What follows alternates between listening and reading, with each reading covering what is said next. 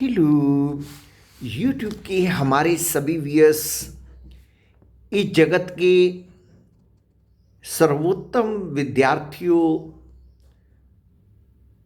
मेरे प्यारे समस्त व्यूअर्स, गूगल परिवार, यूट्यूब परिवार, सेवारत समस्त कर्मचारीगण, आप सभी का इस सर्वोत्तम क्लास में मैं दिनेश खुल्लर अपने YouTube channel true life songs से बहुत बहुत स्वागत करता हूं, अभिनंदन करता हूं और आप जी को नमस्कार करता हूं।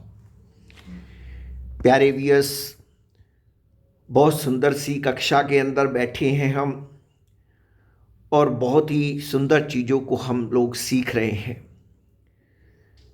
व्यूअर्स, ये सभी चीज़ें हमारी पर्सनैलिटी के अंदर निखार लाती हैं व्यूअर्स, और इनको अपनाकर हम जीवन के अंदर अपनी पर्सनैलिटी को एक अद्भुत पर्सनैलिटी बना सकते हैं व्यूअर्स, इस कक्षा के अंदर हमने बहुत सारे विषयों को छुआ, जिसमें etiquettes, time management, decision making, discipline, positive attitude, confidence building, communication skill, interview skill, habits, leadership skill, smart working skill, और अब चल रही है हमारी सेंस ऑफ ह्यूमर स्किल, जो कि आज अंतिम क्लास है सेंस ऑफ ह्यूमर स्किल की।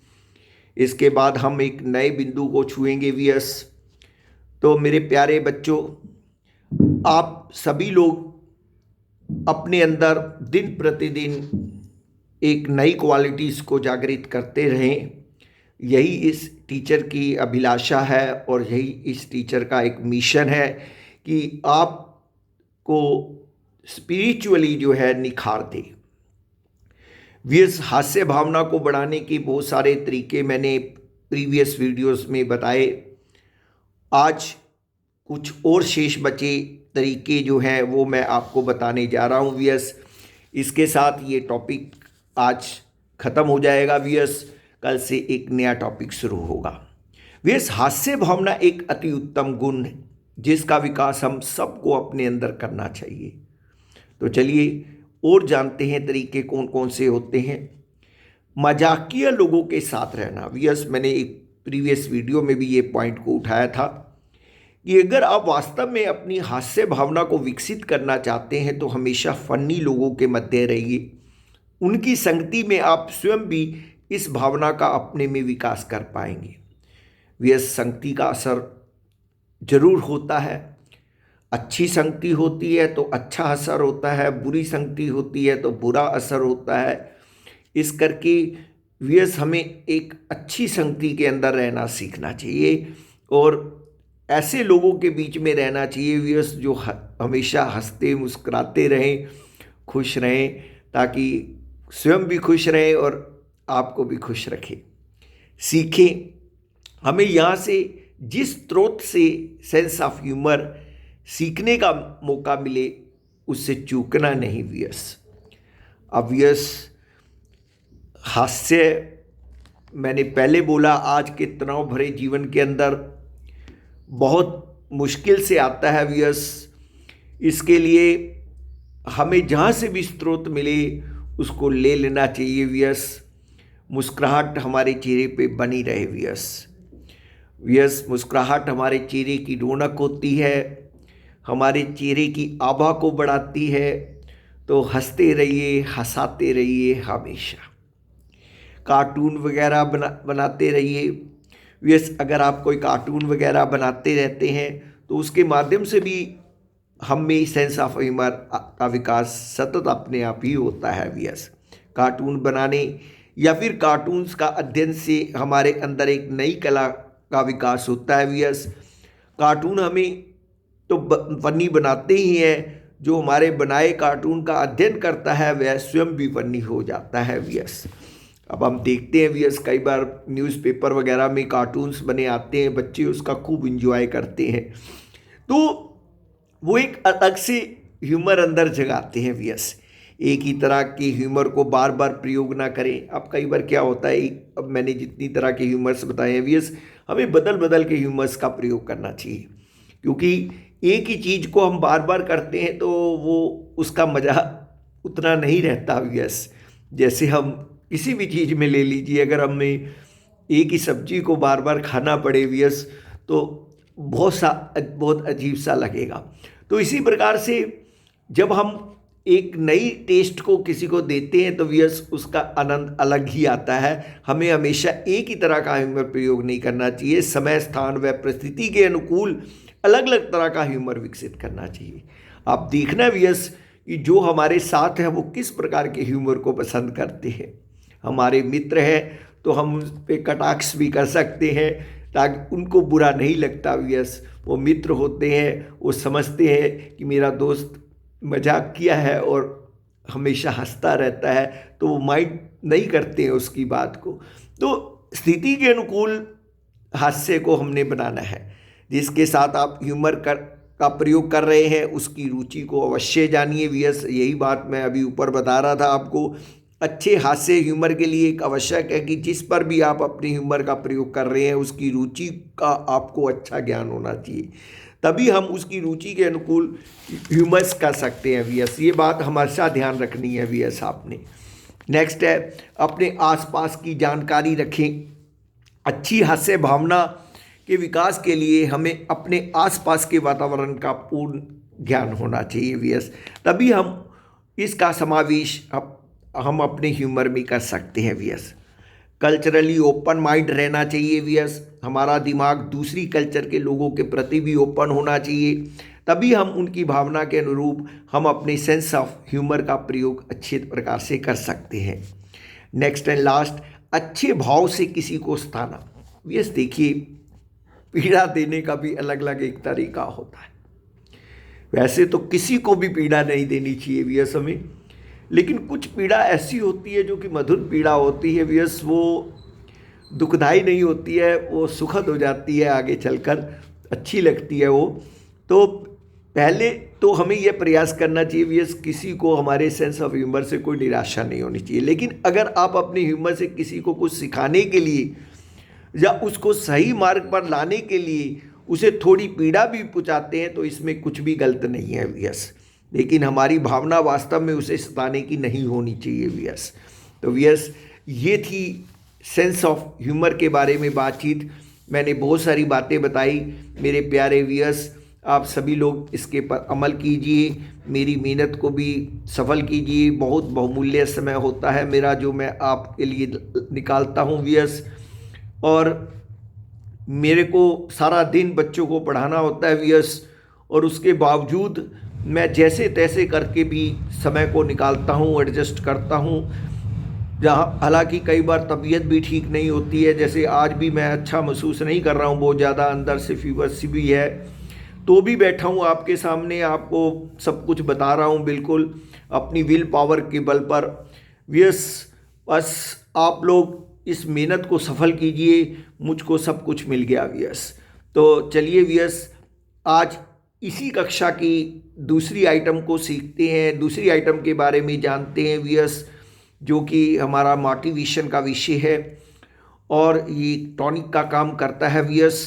तो आज जिस शख्सियत को वियस मैं लेकर आया हूँ वो गुरु रहे हैं रविंद्रनाथ टैगोर वियस। इनका नाम किसने नहीं सुन रखा होगा।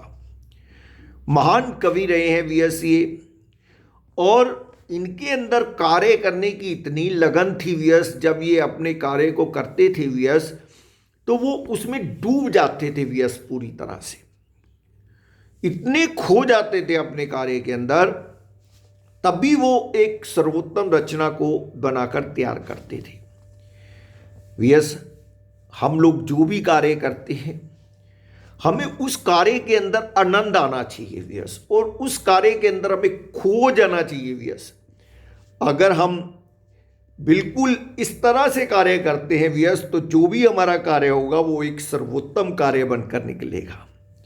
जनरली क्या होता है वियस, हम कोई भी कार्य करते हैं उसको पूरी डिवोशन नहीं देते हैं वियस, और फिर हम कहते हैं कि वो कार्य सफल नहीं हो पाया व्यस। अब तनिक सोचिए व्यस कि उसमें हमारी भी तो गलती है। हमने कब उसमें डिवोशन दी? हमें पूरी तरह से डिवोट करना चाहिए अपने आप को, और उसके बाद प्रभु से क्वेश्चन करना चाहिए, हे प्रभु मैंने पूरी डिवोशन दी है और उसके बावजूद मैं सफल नहीं रहा। तब तो बात बनती है व्यस।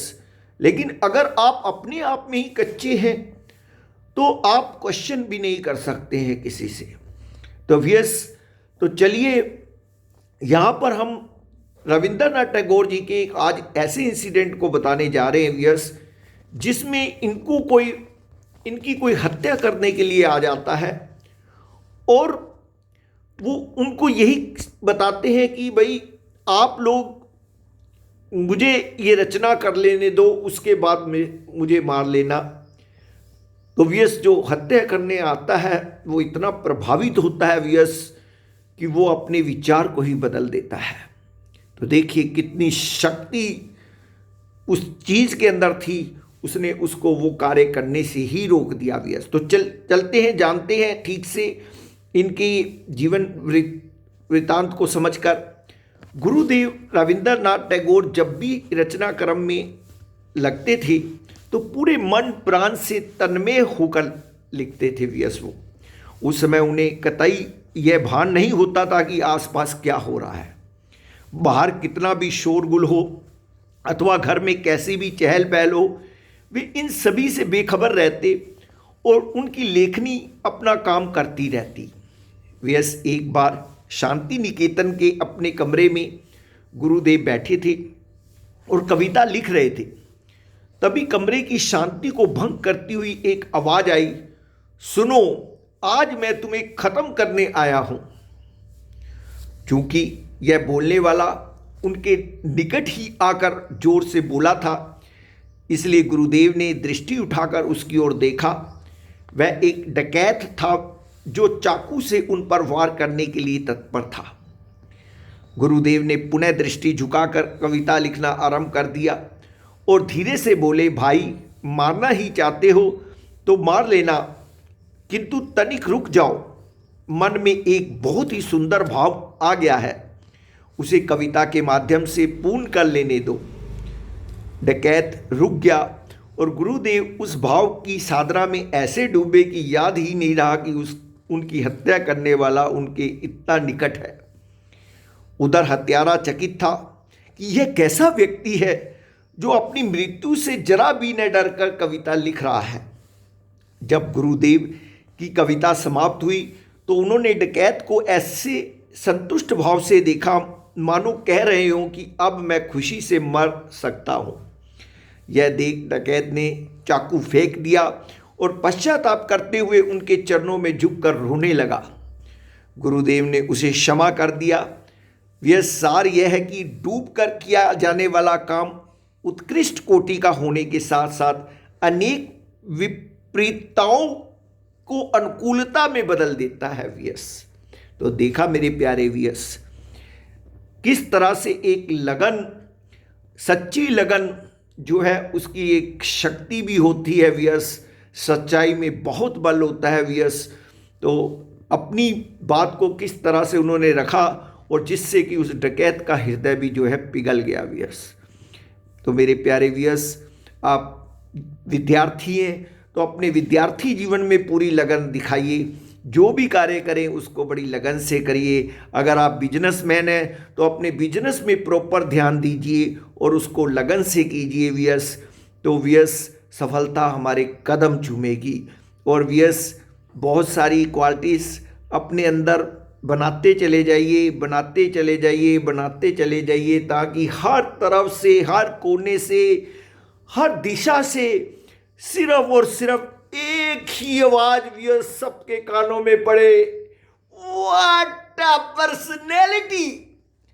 तो इसी के साथ मेरे प्यारे व्यस, मैं दिनेश कुल्लर आज अपनी कक्षा को यहीं विराम दूंगा।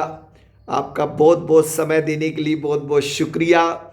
नमस्कार, जय भारत, जय श्री कृष्णा, राधे कृष्णा।